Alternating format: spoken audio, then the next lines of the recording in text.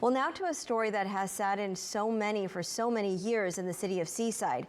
A family who fled Vietnam arrived to Seaside in the mid-70s, full of hope and new beginnings, only to have their dreams shattered when their U.S.-born daughter was murdered. Police say it's very unusual for a child to be abducted and then nobody see anything. 40 years later, investigators still have hope that someone can give them that missing piece of information that will help solve this case.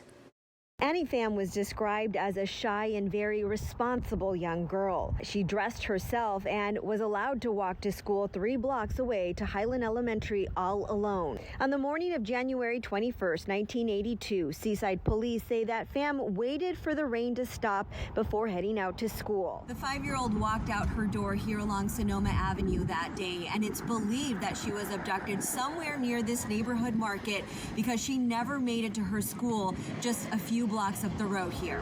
So something very bad happened between her making a right turn from her house on the way up this hill. Seaside Police Chief Nick Borges says every murder in their community is taken very personal. This one cold case surrounding little Annie Pham has really impacted all the detectives who have children.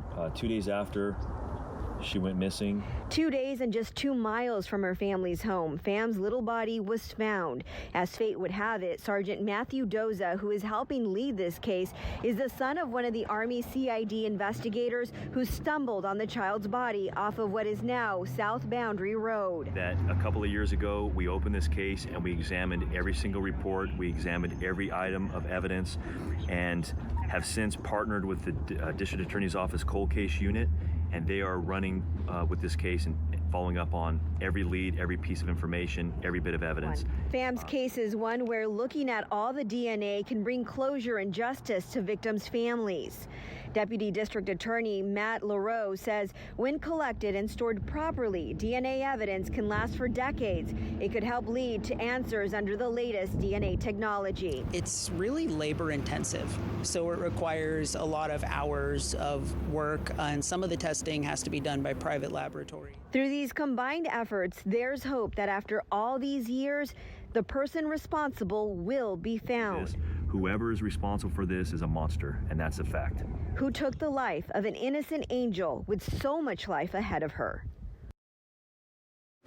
Chief Borges also tells me that just last week he caught up with the responding police officer, Evelyn Enzi.